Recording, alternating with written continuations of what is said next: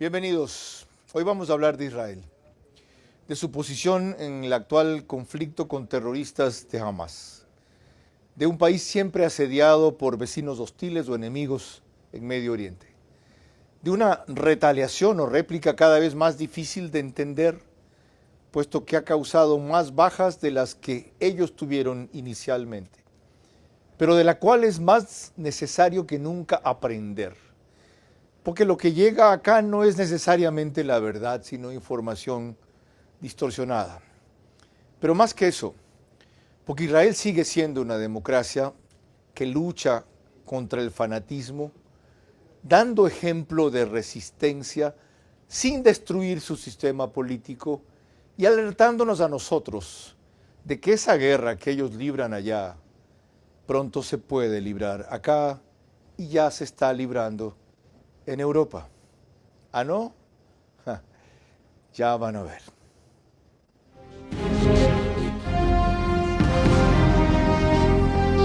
Este es Vera a su manera. Un comunicador que desde 1975 ha sacudido la televisión con formatos y estilos polémicos, sin ocultar sus simpatías ni jactarse de objetividad, pues el periodismo de opinión siempre asume una posición. Bienvenidos a coincidir o discrepar con Vera a su manera. Opinión con propósito. Democracia.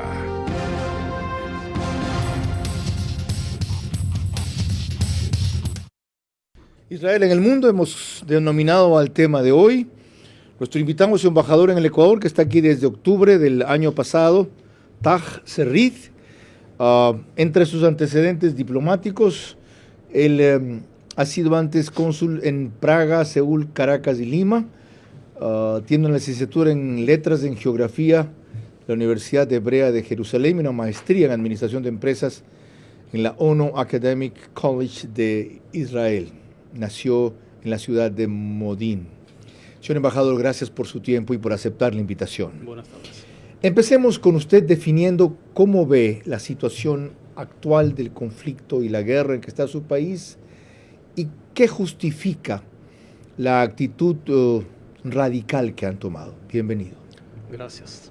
Lo que justifica lo que hacemos en la Franja de Gaza es el ataque feroz de Hamas el 7 de octubre, el año pasado, donde mató 1.200 personas civiles en sus casas, en sus pueblecitos al lado de la Franja de Gaza, con crueldad, y en efecto fue el día más sangriento, más difícil para el pueblo judío desde el Holocausto.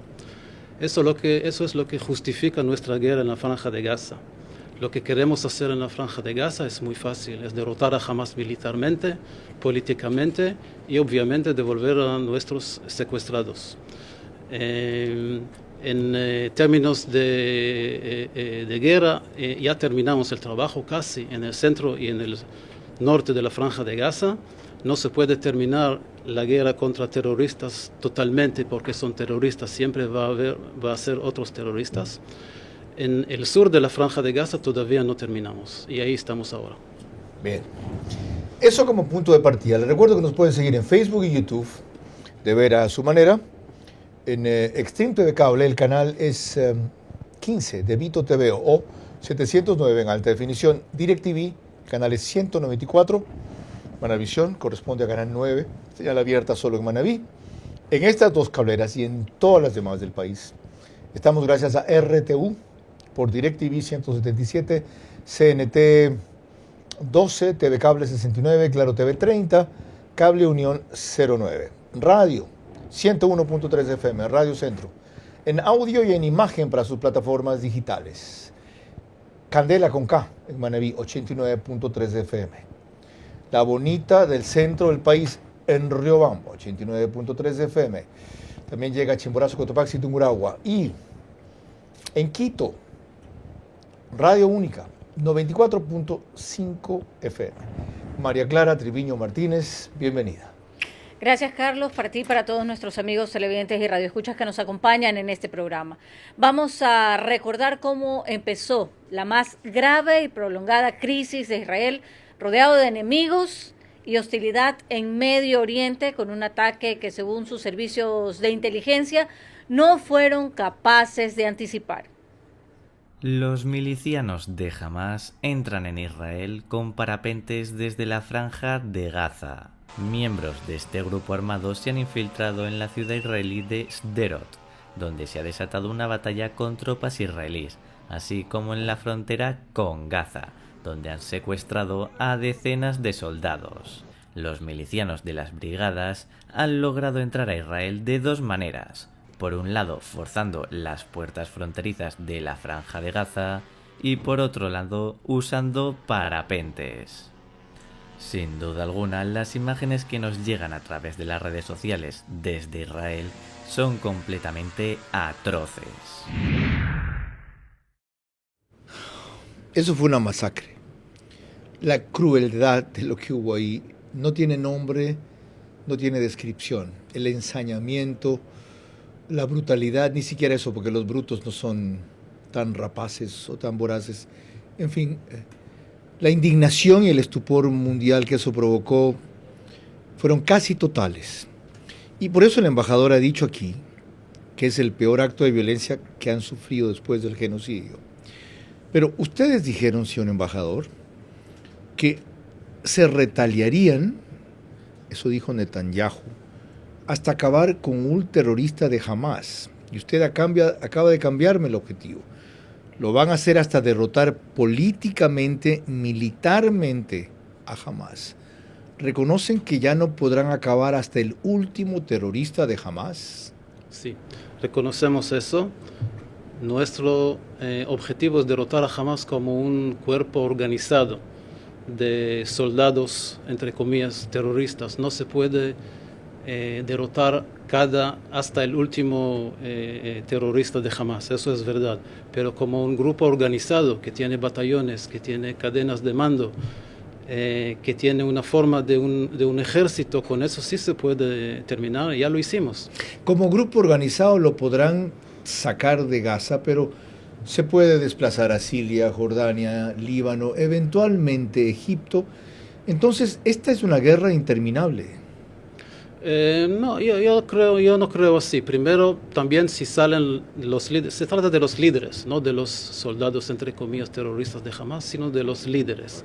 Hay algunos líderes que están bajo de la tierra, pensamos que están en el sur de la franja de Gaza, donde el ejército israelí todavía no está. ¿Bajo de la tierra qué quiere decir? ¿En túneles? En túneles, claro. ¿En refugios, en búnkers? Claro, los túneles de Hamás. ¿Como los que tenían bajo un hospital? Claro, exactamente, sí. Nosotros pensamos que hubo como 500 kilómetros de túneles bajo de la tierra de Gaza, pero cuando entramos vimos que hay mucho más. ¿Y no creo que ya se han fugado? Ellos nos van a estar ahí esperando los que ustedes los vayan a matar. Ellos ponen a otros como carne de cañón. Sí, están moviendo de un lado al otro. Ahora estamos seguros que están en los túneles en el sur de la franja de Gaza, donde todavía el ejército israelí no opera. Están ahí, ¿ok? El asunto es ¿cuál es la...? Estamos... La pregunta que yo le decía es que va a tener que ir a otros países donde se van a reorganizar. Claro. Mira, eso es posible. O sea, una solución, no olvidemos que tenemos los secuestrados, ¿ok? Y por eso hay un límite de lo que podemos hacer militarmente. O sea, ustedes temen que al atacar a ellos pongan como escudos a los secuestrados y ustedes los maten. Como siempre hacen con sus propios gente también. Usted está de acuerdo y por eso estamos listos para negociar, para hacer algún tipo de tratado de que ellos liberen a nuestros secuestrados y a cambio puede ser una de las opciones, eso es bajo negociaciones, ¿sí? No directo, sino con mediadores. Eso fracasó recién en Qatar. ¿Por qué? Ustedes iban a ir a la negociación, pero se retiraron. ¿Por qué? Nosotros, lo que por ahora Hamás o los líderes de Hamás están pidiendo que en Israel se retrase de toda la franja de Gaza y que todo va a ser como antes. O sea, en otras palabras, ellos quieren ganar la guerra. Y nosotros no vamos a ¿En verdad eso les propusieron? Sí. O sea, los creen ingenuos. Ya. Sí. Recordemos algo dramático de ese sitio que comenzó este enfrentamiento, este ataque. Israel ha sido atacado casi todos los días por cohetes, con víctimas pocas, 2, 5, 10, y ahí el mundo no decía nada. Ese es el precio que estamos pagando ahora Porque como eran unos pocos cientos de cohetes, no pasaba nada. ¿Okay? No necesito coincidir para entender la reacción y sobre todo hay que remontarse al pasado histórico de este pueblo para recordar en la Segunda Guerra Mundial qué ocurrió cuando les dijeron no se preocupen, no va a pasar nada, los vamos a proteger. Sí. María Clara. Hace poco el director de Radio Centro, Juan Javier Benedetti, quien estuvo en Israel junto con otros periodistas de América Latina, visitó el primer lugar que fue atacado por los terroristas de Hamas el 7 de octubre. Este es su testimonio recogido por Centro Digital. Estamos a menos de 20 kilómetros de la frontera con la Franja de Gaza, donde se celebró el 7 de octubre el Festival de Música Electrónica Nova. Cerca de 20.000 chicos vinieron a festejar ese día acá, a gozar de música, y lo que encontraron fue la muerte en manos de terroristas de Hamas. Casi, 320 y tantos chicos fueron masacrados aquí. Esto es un lugar que se ha levantado en honor a ellos, con las fotos de ellos. Ahora, el que esto haya ocurrido es culpa de ustedes. ¿Cómo les pudo pasar? Tienen casi la mejor seguridad del mundo, bajaron la guardia, se descuidaron. No puedo discutir con eso. Lo que pasó el 7 de octubre fue un fracaso de Israel. Nosotros fracasamos. Vamos a investigar después de la guerra, vamos a investigar internamente exactamente lo que pasó. Por ahora podemos decir o podemos pensar o adivinar que no fue algo mal con la inteligencia ni con el análisis de la inteligencia israelí.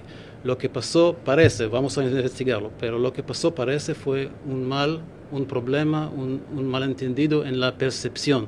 Nosotros pensamos que jamás ya se moderó un poco, ya se maduró un poco para querer vivir no en paz con Israel, no con amistad con Israel. Ellos no reconocen nuestro derecho de existir. Pero sí pensamos que un poco llegó un cambio y que jamás quiere ahora un poco de bienestar para su pueblo. Ahora, ¿por qué y en eso fracasamos. ¿Por qué tienen que pagar otros inocentes Sí. las consecuencias de su descuido, de su mala interpretación, de su lectura equivocada de la inteligencia? Sí. ¿Por qué tienen que pagar otros? Otros, o sea, Han muerto miles en Gaza, okay.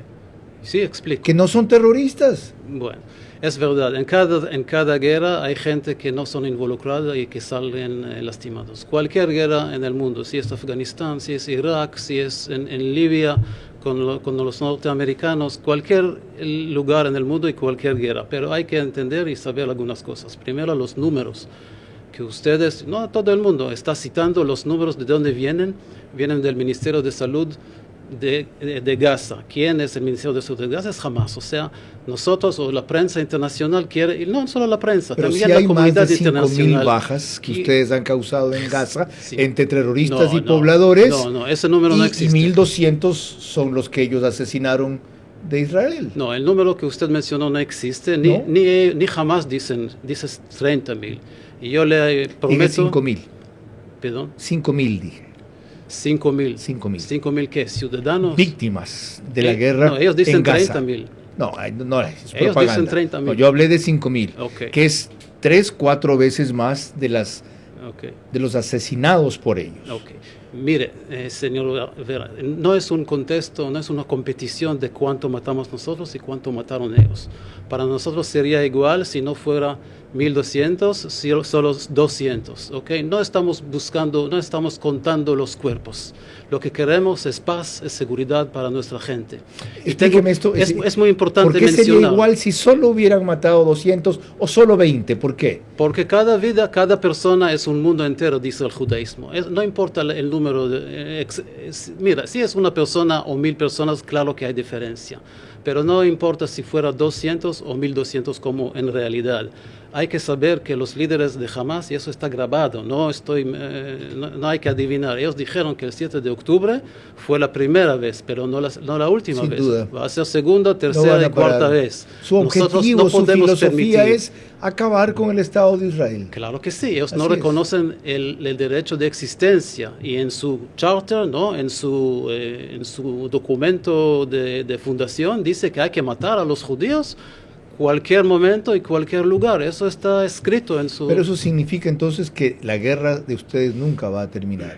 No. Que ustedes van a ser un país que vive en guerra siempre o los van a desaparecer. Ok, gracias por esta pregunta. Primero, tenemos que ser un poco optimistas también y hablar de otras cosas. A propósito, quiero Sí. después hablar un poco de lo bilateral entre los dos países. Sí. O sea, Israel no es solo una guerra.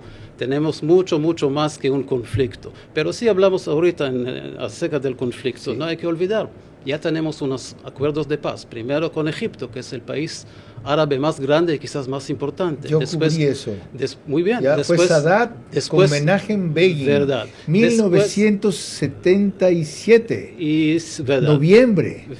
El mes no recuerdo, pero Nos si usted llevaron, dice... usted es mucho más joven que yo. Yo sí. estaba estudiando en Estados Unidos con Nachman Shai. Ajá, Y viajamos con a cubrir Nachman esa Shai. conferencia. Ya, Después ok. firmamos un acuerdo de paz con Jordania, que es también nuestro vecino. Cierto. Y después, hace dos años, firmamos acuerdos que se llaman acuerdos de Abraham, con Marruecos, con Sudán, con Emiratos Árabes Unidos y con Bahrein, con otros 4 países árabes. Y estábamos en un proceso de acercamiento con Arabia Saudita, que ahora está parado por la guerra en Sí. en Gaza, pero la guerra en Gaza va a terminar.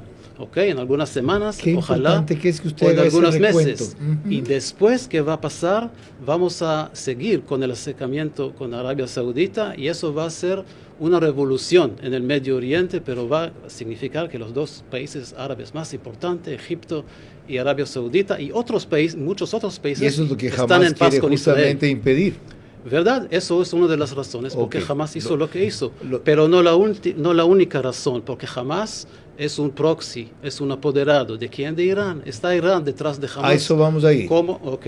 A eso vamos a ir. Muy bien. Qué bueno el contexto que hacen, porque para quienes dicen que Israel no quiere la paz y que va a vivir siempre en la guerra, él hace un recuento de con cuántos países y en cuántas ocasiones han firmado ya acuerdos de paz.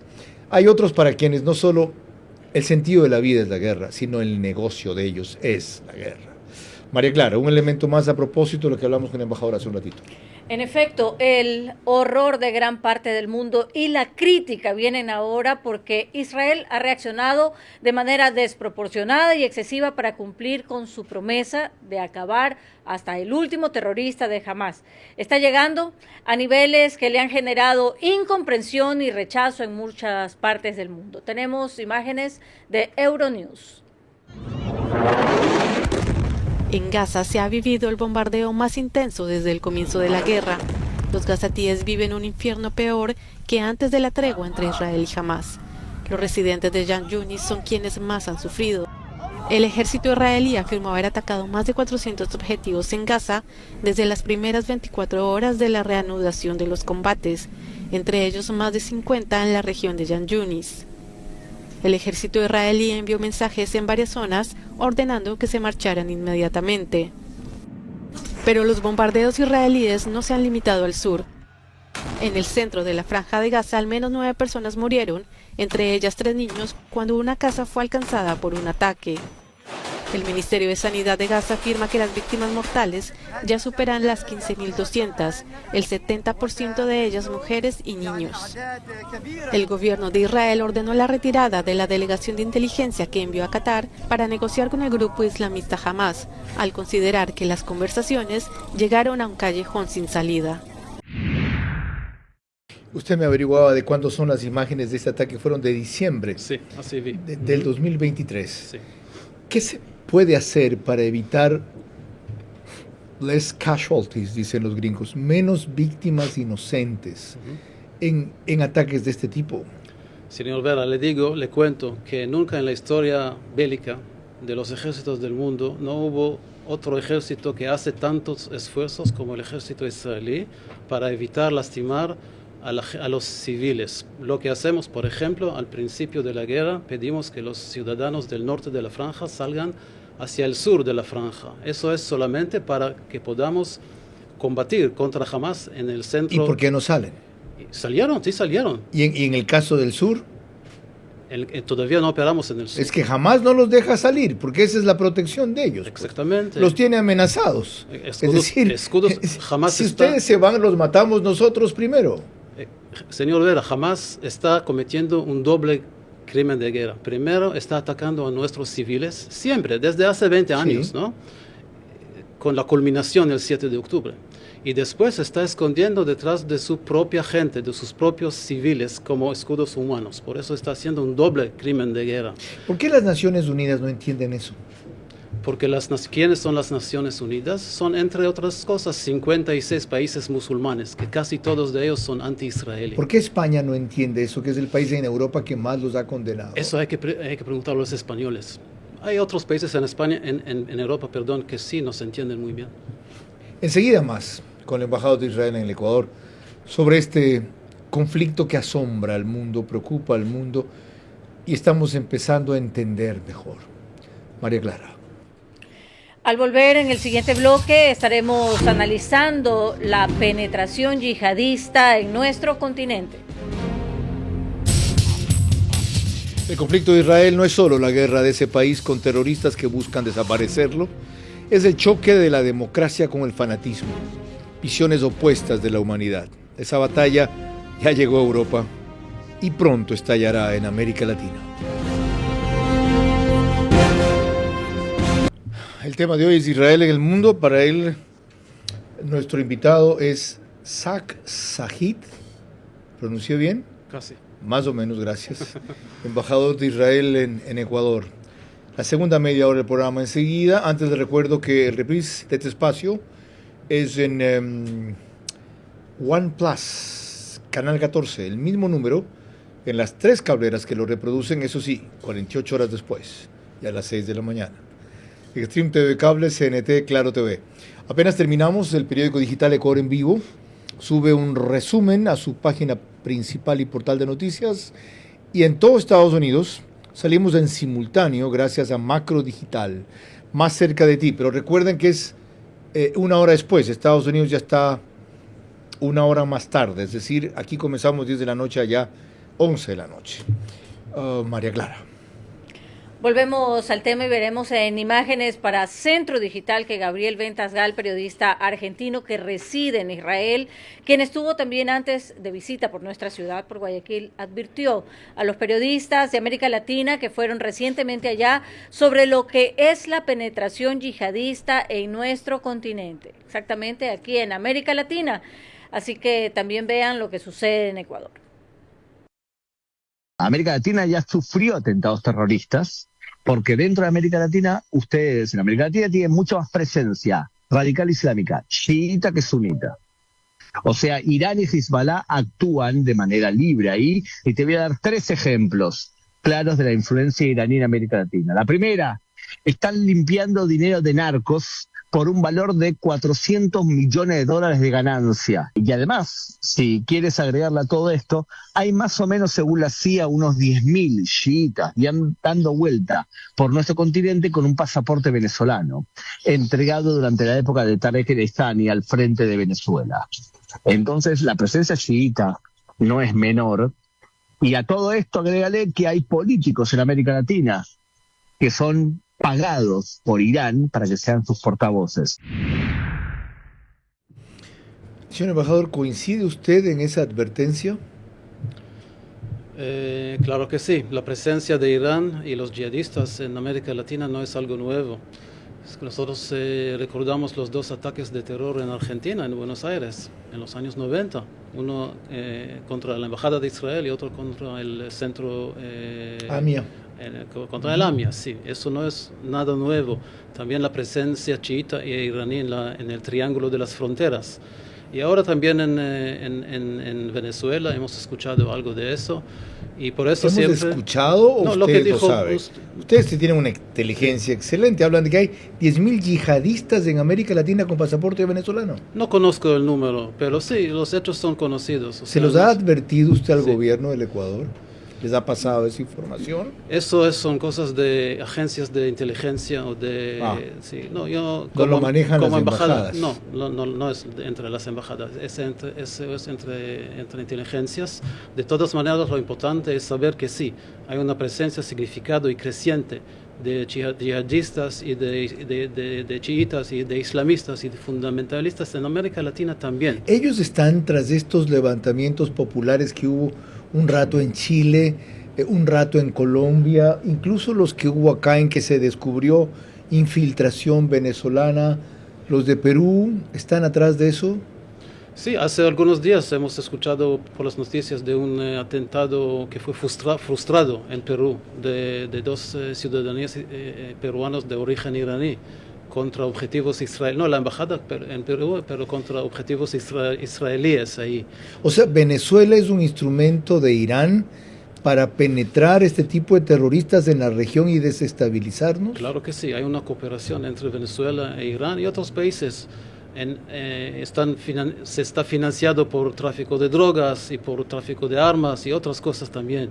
Aquí entramos a Irán, que usted quería mencionar. Sí. ¿Cuál es el papel de Irán con Hamas, aparte de financiarlo? ¿Qué más hacen? Todo. Hamas es una herramienta, ¿okay? Un proxy, un apoderado de Irán. Hamas no tiene existencia sin Irán. Irán lo financia, como usted dijo, Irán los entrena, Irán les da un respaldo político. Es Irán que está Irán gobierna a Hamas, y no solo a Hamas, también a Hezbollah en el sur del Líbano y también a los hutíes en Yemen, que están ahora atacando embarcaciones buques internacionales. Sí, ahora, sí. Si Irán es tan poderoso, ¿por qué no lo ataca directamente a Israel? ¿Por qué Irán no ataca a Israel? ¿Por qué no lo hace? Sí, porque usa terroristas para minar a Israel. Primero porque Israel es fuerte y Irán va a perder mucho si va a atacar a Israel. Y segundo porque los iraníes no son tontos. Es más fácil, es más cómodo para ellos atacar a Israel mediante otros agentes como Hezbollah y Hamas. Entonces no quieren destruirlos, sino desestabilizarlos, desprestigiarlos, hacerlo ver como los que son ahora. Enemigos de la paz mundial, alguien que puede encender la tercera guerra mundial en este rato, un ejército cruel que no le importan los niños, ataca donde sea. ¿Ese es el objetivo? ¿De Irán? Sí. Irán explícitamente quiere destruir a Israel, ellos lo dicen. Ellos están hablando de eso todo el tiempo, sí quieren destruir a Israel. Si pueden, van a hacerlo. Pero no físicamente, también la vía físicamente. Es desprestigiarlos, Claro sí. Debilitarlos, aislarlos. No, físicamente. No ¿Y por qué no aplastan 10 misiles nucleares y se los hacen estallar ahí? ¿Quién? Porque Israel no lo Irán, hace. No Irán. Porque todavía no tienen... hay muchas razones, porque van a perder mucho también, y también porque todavía no tienen un arma nuclear, que es otro asunto, que necesitamos otro programa para eso. Los esfuerzos de Irán para conseguir arma nuclear. Ok. Fíjense en las palabras del embajador, todavía no tienen. Es decir, no han desistido de su objetivo, pues lo van a seguir persiguiendo. Ahora, sí. Vamos un ratito a la región, América Latina. María Clara. Ante lo que veíamos hace pocos instantes respecto a las simpatías con la causa terrorista yihadista en América Latina, se entiende mejor la posición que tiene contra Israel en su política de defensa, como la que tuvo el presidente de Colombia, Gustavo Petro. En una entrevista tenemos un extracto de 90 segundos Colombia. Nos vamos a reunir precisamente varios gobiernos de América Latina, los gobiernos progresistas, que son la mayoría, para estudiar una posición conjunta alrededor del tema del genocidio en Gaza, alrededor de la necesidad que la humanidad tenga la capacidad de detener un genocidio, porque si no se va a repetir con creces lo que aconteció en la Europa del año 39-45.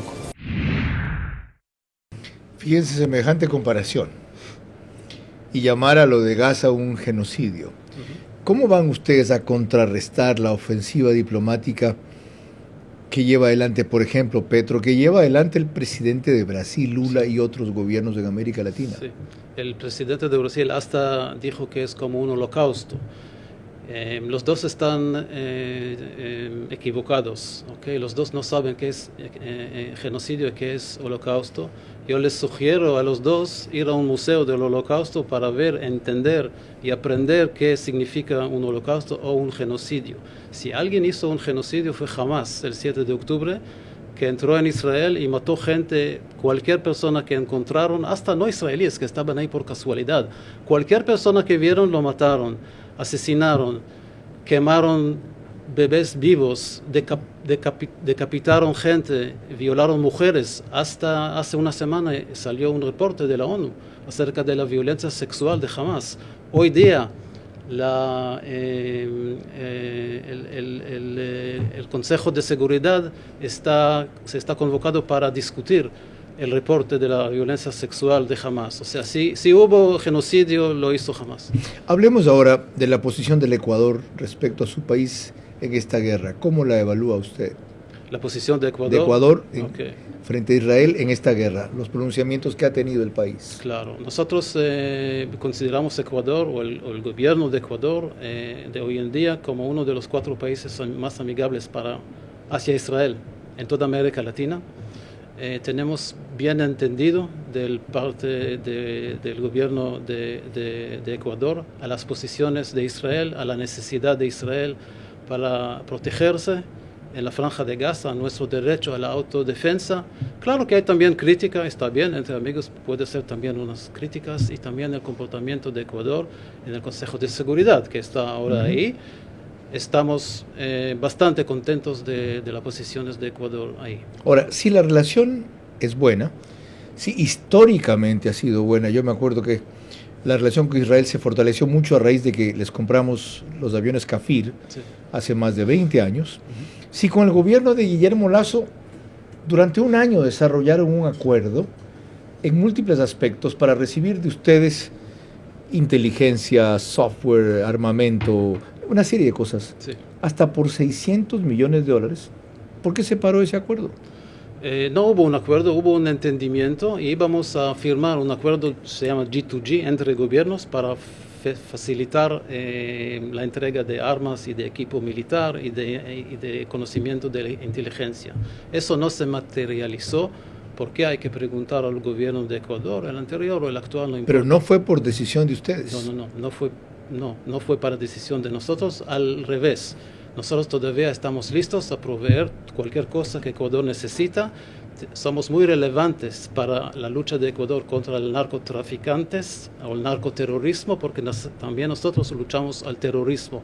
Es otro tipo de terrorismo, pero las maneras de combatir contra ese terrorismo son muy, muy semejantes. Aunque ustedes están ocupados en la guerra, ¿tendrían entonces tiempo de darnos asistencia, asesoría e inclusive poder vender equipo o vitual, es decir, armamento? Sí, es verdad, nuestras empresas de seguridad o de defensa son muy ocupadas estos días por la guerra en Israel y también por la demanda en Europa, que creció mucho por la guerra en Ucrania. Hay mucha demanda para armas en Europa también, pero nosotros estamos listos a trabajar tercer turno si es necesario para hacer todo lo que, para fabricar y vender o cooperar con todo lo que necesita Ecuador. ¿Y en inteligencia?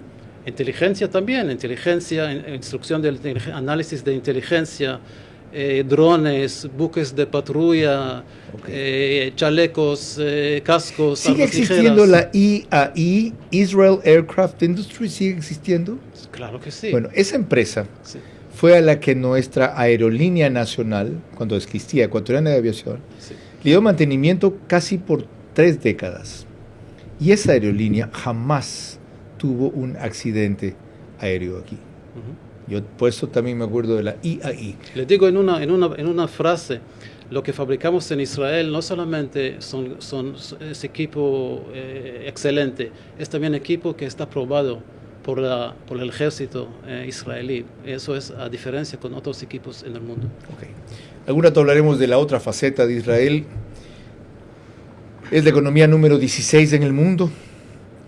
Es el 4º país en ingreso per cápita en el mundo. Es el primero en Medio Oriente. Es vanguardista en cuanto a innovación y tecnología, entre otras cosas. pero hoy queremos entender mejor su conflicto. María Clara. Cuando volvamos tendremos más elementos de análisis para el tema que nos reúne. Israel en guerra, consecuencias. El conflicto de Israel no es solo la guerra de ese país con terroristas que buscan desaparecerlo, es el choque de la democracia con el fanatismo, visiones opuestas de la humanidad. Esa batalla ya llegó a Europa y pronto estallará en América Latina. Antes de proseguir con el tema de hoy, Israel en el mundo, con su embajador en el Ecuador, Sarrit, Está bien, sí. por ahí, cercano. Permítanme darle el pésame a los padres de Paola Roldán, en especial a Francisco Roldán, a su novio, a su hijo, a su familia, a sus abogados, y agradecerle por todo lo que ha hecho por la causa de una muerte digna en el Ecuador y el gran legado que nos deja como sociedad, que es la posibilidad de acudir a la eutanasia cuando una enfermedad terminal, catastrófica, degradante, humillante, requiera de un ser humano la posibilidad de despedirse de otra manera de los suyos, asistida por la ciencia médica y sobre todo comprendida por los verdaderos cristianos. Hasta siempre, Paola, y gracias por todo. María Clara. Volvemos al tema que nos reúne y veremos que sobre la ayuda humanitaria, la gente atrapada en el conflicto de la Franja de Gaza, que por un lado Egipto no les permite pasar y por otro, o por el norte de la frontera, los presiona el ataque israelí, ha sido reportado ampliamente por los medios internacionales como este que tenemos ahora de Euronews. Al menos 5 muertos y un número indeterminado de heridos en Gaza al caerles encima cajas de ayuda humanitaria lanzada desde aviones. Ha ocurrido este viernes en el campamento de refugiados de Shati, en el norte de la franja, cuando los paracaídas no se abrieron. Las cajas cayeron a plomo sobre una multitud que esperaba con ansiedad los alimentos y medicinas. La ONU no ha conseguido que Israel desbloquee los envíos por carretera desde Egipto. Avisan que los lanzamientos aéreos o un corredor de ayuda marítimo no pueden sustituir la ayuda transportada en camiones. Mientras siguen los ataques de Israel. Los vecinos de la ciudad palestina de Deir al-Balah, en el centro de la Franja de Gaza, buscaban este viernes supervivientes entre los escombros y lloraban a los muertos. Un bombardeo de Israel mató al menos a 9 personas e hirió a varias más. Lejos de un alto el fuego, el ejército de Israel ha difundido estas imágenes que asegura una vez más corresponden a objetivos de Hamás, ya que denunciaron que se dispararon cohetes desde la Franja de Gaza hacia territorio israelí. Esos aviones que lanzaban ayuda humanitaria no son de Israel, son de Estados Unidos, sí. ¿Verdad? Bueno, ¿verdad? Fíjense cómo el reporte no lo menciona. ¿Ya? No dice que son aviones de Estados Unidos. Es decir, el error, la falla, primero, fue de los Estados Unidos. Segundo, el problema de fondo es otro. Ni siquiera la ayuda humanitaria llega, y recientemente una caravana de camiones que entraba con ayuda humanitaria, cuando la gente se le comienza a lanzar encima a los camiones, ustedes los atacan militarmente.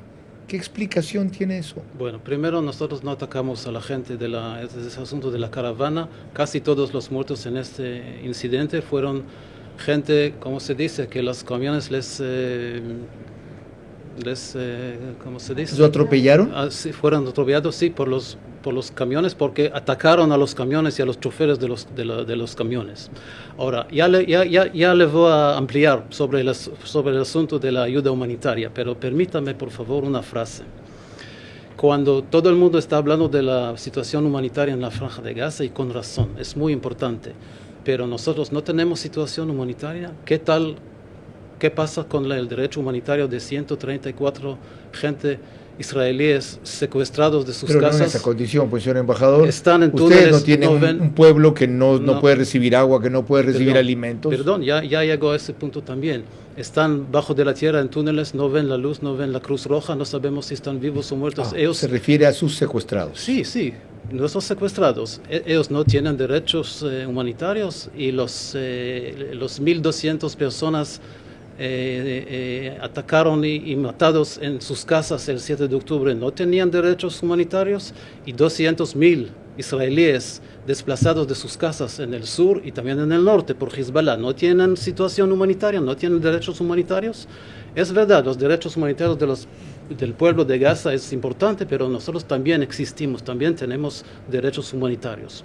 Ahora, como prometí acerca de la ayuda humanitaria en la franja de Gaza, ahí usted tiene novedades. Voy a tenerle dos novedades. Primero, hay una iniciativa norteamericana para construir un muelle temporal en la costa de Gaza para introducir ayuda humanitaria a la franja de Gaza. Eso va a ser funcionando. Vía marítima.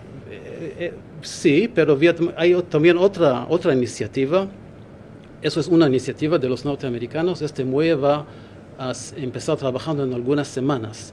Y otra iniciativa va a empezar funcionando en pocos días, que es una ayuda humanitaria vía marítima, vía Chipre, con barcos o con buques que llegan a Chipre y de Chipre a las costas de Gaza. Eso vuelve más difícil atacarlos, no imposibles, pero no, ya habrán lanchas terroristas que los ataquen, sin duda. ¿A quién? A los buques que quieran llevar alimentos. No, jamás ya no tiene lanchas.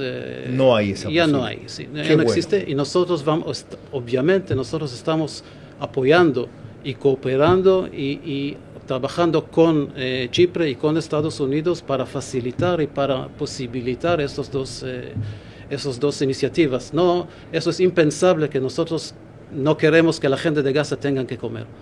Fíjense qué interesantes las reflexiones y comparaciones que hace el embajador para que se entienda mejor, repito, sin necesidad de compartir o de coincidir, la política y la actitud de su país. Dice él, y de nuestros secuestrados, ¿quién reclama? ¿Por qué no hay un clamor en el mundo que diga, liberen a 139 personas y se acaba esto? Paramos enseguida. Exactamente. ¿Ok? María Clara. Cuando volvamos ya en la parte final de nuestro programa, mis preguntas para nuestro invitado central, que deben de ser respondidas en términos de sí o no, sus últimas reflexiones y el comentario de nuestro director Carlos Vera. El conflicto de Israel no es solo la guerra de ese país con terroristas que buscan desaparecerlo, es el choque de la democracia con el fanatismo, visiones opuestas de la humanidad. Esa batalla ya llegó a Europa y pronto estallará en América Latina. Parte final de esta apasionante entrevista que tiene una cantidad de temas que se nos quedan, pero le acabo de decir al embajador de la pausa comercial que será para una segunda ocasión. Desde luego, a él le interesa más hablar de la otra faceta de Israel y a mí también, para que aprendamos de ella. Pero primero entendamos, con que hagamos de eso basta, su posición en la guerra. Y para eso las preguntas de María Clara Triviño Martínez son un complemento ideal. Adelante.